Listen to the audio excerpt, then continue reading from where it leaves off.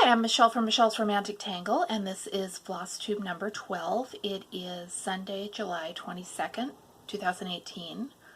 I would love to be at the river like I did my last video, except first of all, it wouldn't be safe to haul everything down there, and second of all, it's the weekend, and as hot as it is and as much as I'd love to be swimming with my boys, I don't go down there on the weekend.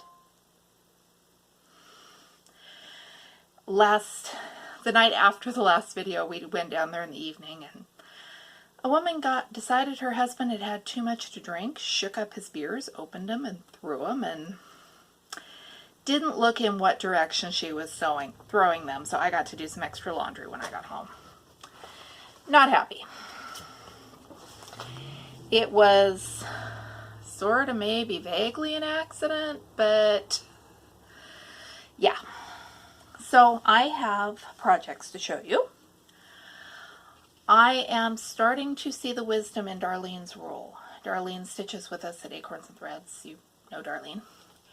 And she doesn't stitch anything that's bigger than 150 stitches by 150 stitches. And every time she says that up there, I ask myself, where is the fun in that? I like big projects. Not hate big, but big. Here's my barn. I don't remember the exact stitch count of my barn, like 80 by 110 or something in that ballpark. I am having so much fun, and this thing is going together so fast. I'm going to have a finish. I don't think I'm permanently going to switch to small projects, but I have a whole new appreciation for them.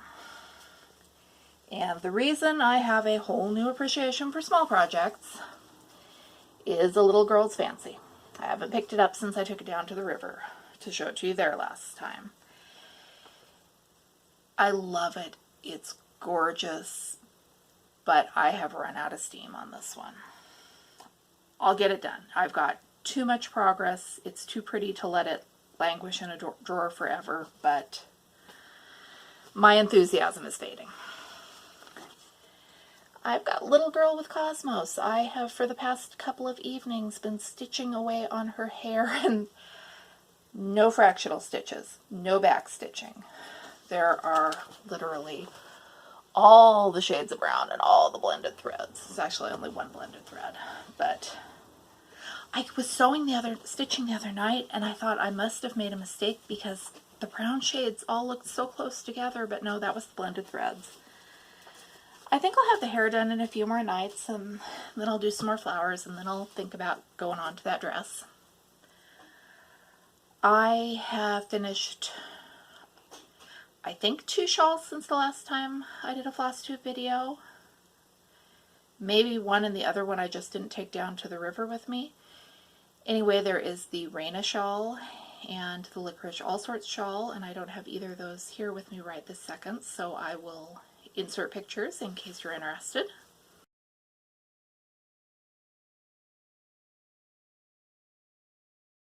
So the shawls are leading me to a new decision. At the same time as I am swapping my big cross-stitch projects for little cross-stitch projects, I am thinking that I need to work on some bigger knitting projects. So here we go with the campsite shawl. I think I'm mid-row and it's a little tangled right now. It has I have a cat. It has a pattern of eyelets, and then the eyelets are going to go down into ribbing. And it's not a huge project. It's actually going much faster than I thought it would, but it takes more yardage, so it's taking longer than the little 400-yard shawls. I think this one is 700 yards by the time all is said and done. And we have been watching in the evenings when my husband is home.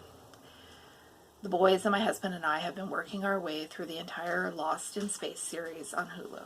It's the original series, and this is educational.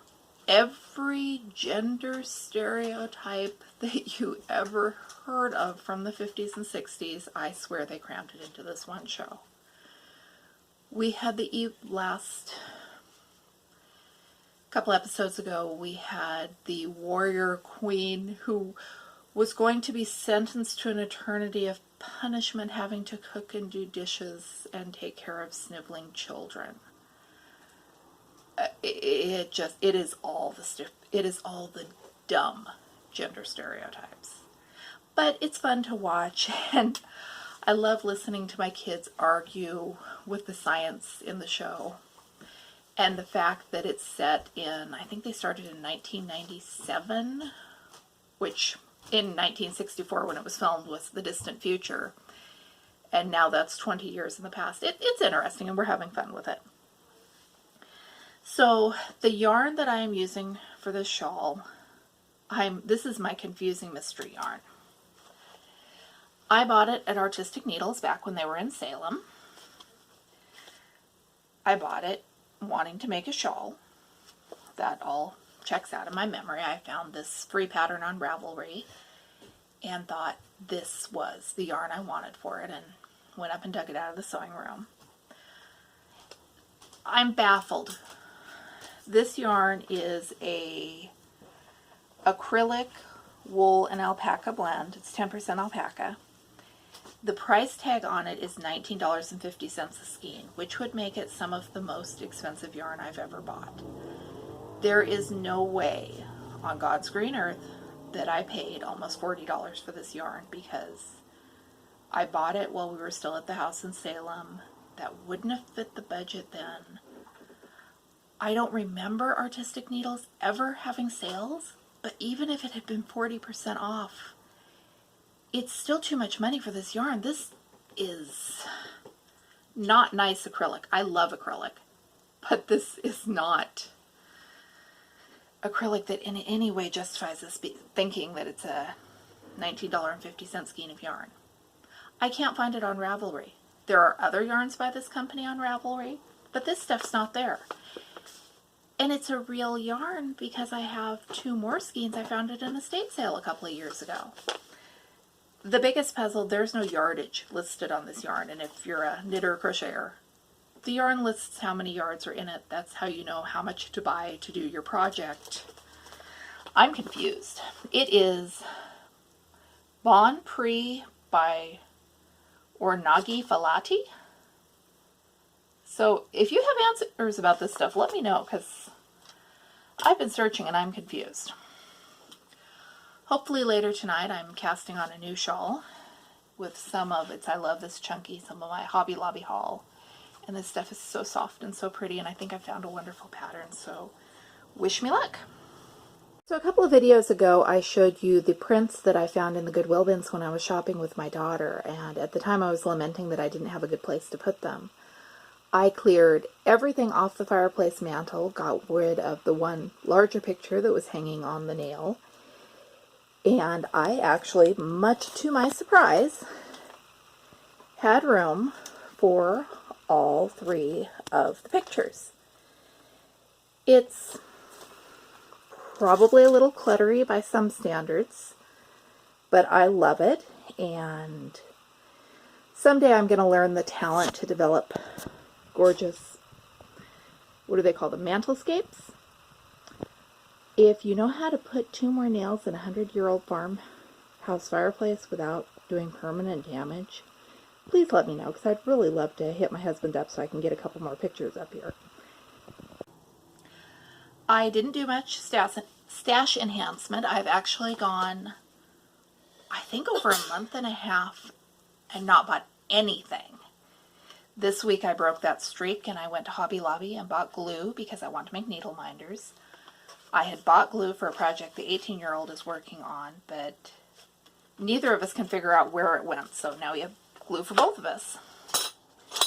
Back when I did the Hobby Lobby clearance yarn haul, I found some really cute little jewelry findings that I want to make into needle minders, and I found this one at an estate sale. So now my big mystery is figuring out how much ventilation I actually need. I asked my husband, and he's used to working with industrial fiberglass and resins and probably overestimating the amount of ventilation that I might need. So I just wanted to know, can I do this out on the lawn and then bring it into the house, or do I need to quarantine it in the barn, or what am I doing? If you've worked with this stuff, I've got E6000, and you have tips, please let me know. The other thing I found, I stopped at the Dollar Tree, and I rarely look at their books. They're just, I have books. I have lots of books. I don't need to be picking up more novels at the Dollar Tree. They had knitting books. I don't know how to crochet. I don't know. It's on my list of things I want to learn. So I have 50 pin cushions to knit and crochet, and of course all of the ones that are the cutest that I want to make are crochet. I got 75 exquisite trims in crochet, and I mean, these are gorgeous. When I learn, I'm going to be really glad I have this book. And for $1, it's these, I don't understand. And I got Little Erin and Celtic knits for kids. I don't have anyone in my life tiny enough to love these sweaters, but you know, I think I'm going to knit one and just let it sit until somebody has a baby. And Fairy Tale knits, which I was a little wishy-washy about. There's a spectacular pair of socks in here that maybe that justifies it. I don't know. We'll see. For $1, I'm not going to regret it. I was disciplined enough not to buy the Book of Knit headbands because I don't wear headbands, and I'm trying to be good. Try to be reasonable. I stopped at the thrift shop a couple of days ago, and guys, I found a couch. I irrationally love this couch. I'll insert a picture.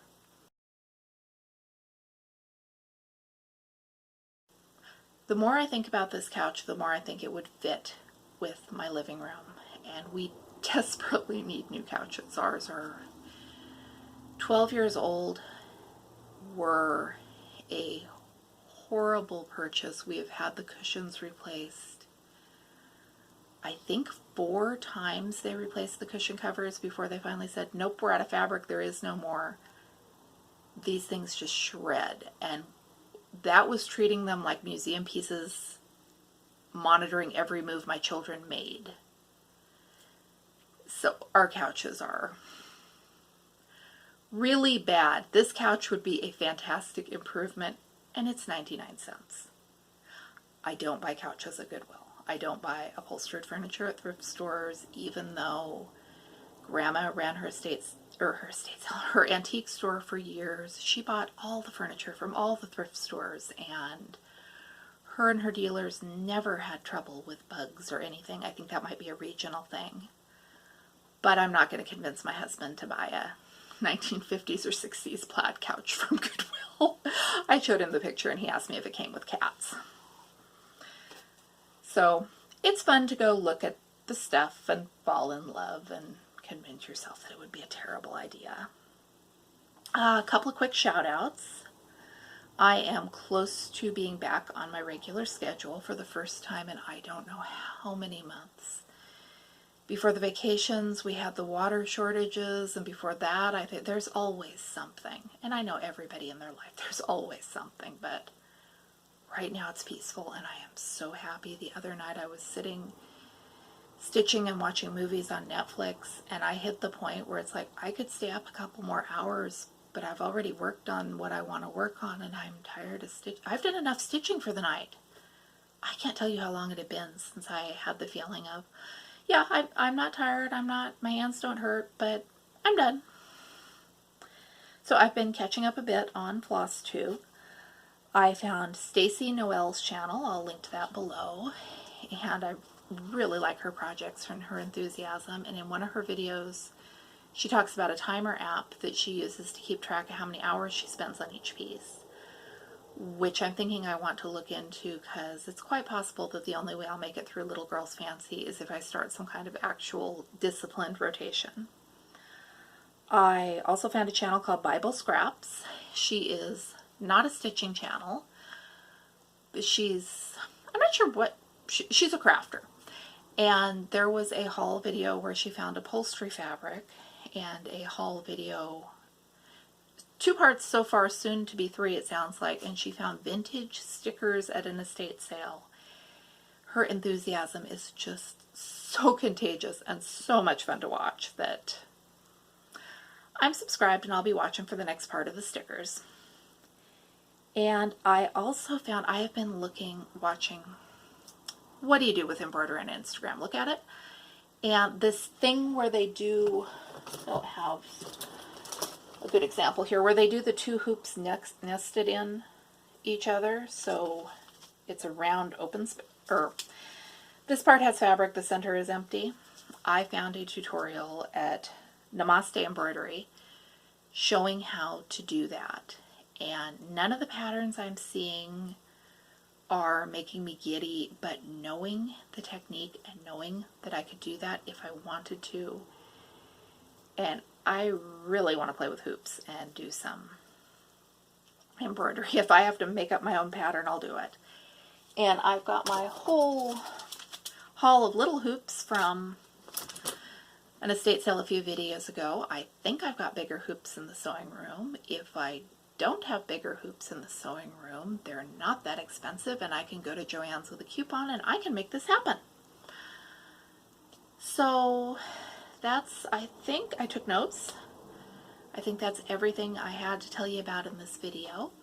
Thank you for watching, and I'll see you again soon.